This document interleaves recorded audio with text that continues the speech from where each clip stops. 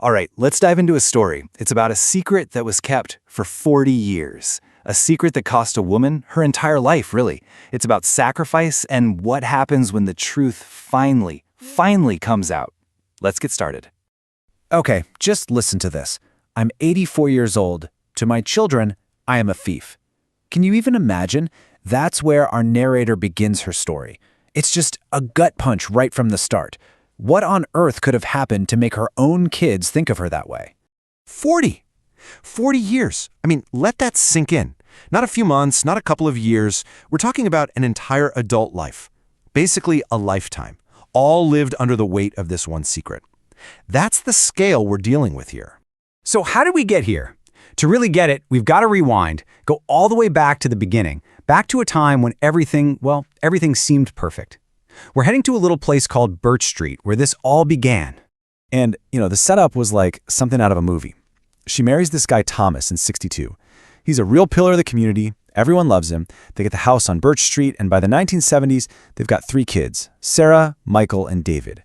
It's the classic American dream, right? A happy, stable life, the kind of life you'd do absolutely anything to protect. And that's key. And then it all comes crashing down. The year is 1984. One single afternoon, one conversation is about to completely change the course of her life. It's the moment she's faced with a choice that feels, just impossible. So what was the trigger? Money. $50,000 to be exact. And listen, 50 grand is a lot now. Can you imagine what that was like back in 1984? A fortune. And it had just vanished from the local youth center, where you guessed it, her husband Thomas was in charge of the books. So Thomas, Mr. Pillar of the community, sits her down. He's crying, a complete mess. He tells her he lost it all in some bad investments. He says if the truth comes out, he'll go to jail, and their family, their perfect life will be ruined. And then he asks her to do the unthinkable.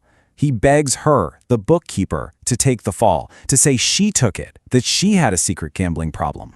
And right there, in that one horrible moment, she makes a choice, a truly devastating choice. She decides, okay, I'll do it.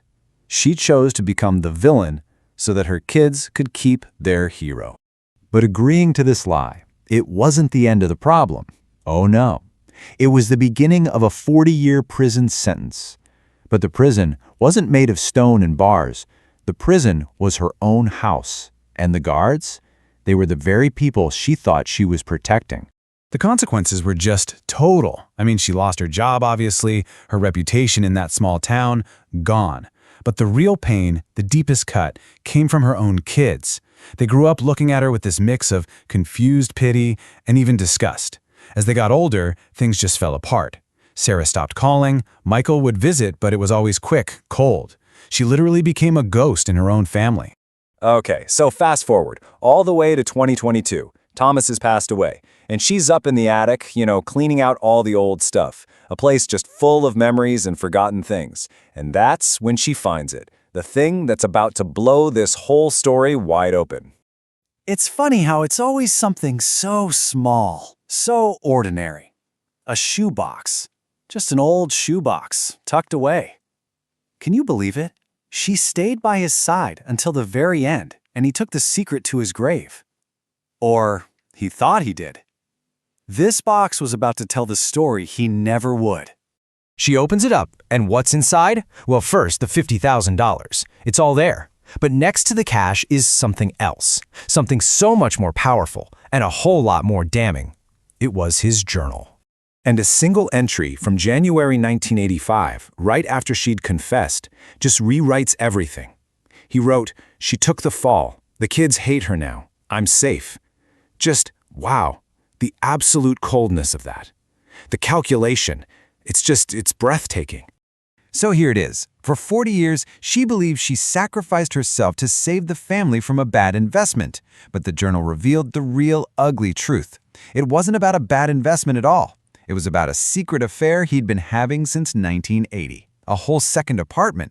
He didn't frame her to save their family. He framed her to save his double life. Which brings us back to today. The truth is finally out there.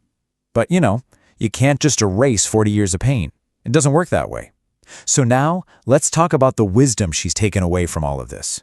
What she learned from this completely unimaginable life. So she sends pages from the journal to her kids, and the first crack of light comes through. Her daughter Sarah calls, just sobbing, "Mama, I'm so sorry." But our narrator, she's got a really clear perspective on this. An apology is a start, but it doesn't just give you back 40 years. It can't undo decades of being looked at with hatred by the people you love more than anything. And this leads to her first piece of wisdom for all of us, and man, is it powerful. She says, "Do not set yourself on fire to keep someone else warm." What a line. It's a warning, right? Don't destroy yourself for someone who, in the end, isn't even worth the ashes. Her next point is about truth versus lies. She says that a lie, it's like a poison that rots you from the inside out, slowly, over time. But the truth is heavy, for sure. It's a heavy thing to carry, but it's solid, it's real, and unlike a lie, it doesn't rot. And this is where we leave her story, on this incredibly powerful idea.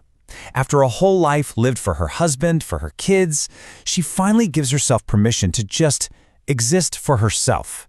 And that really leaves us with a question, doesn't it? Why do we wait for a crisis to do that? What would it look like to grant yourself that same permission right now, before it's too late?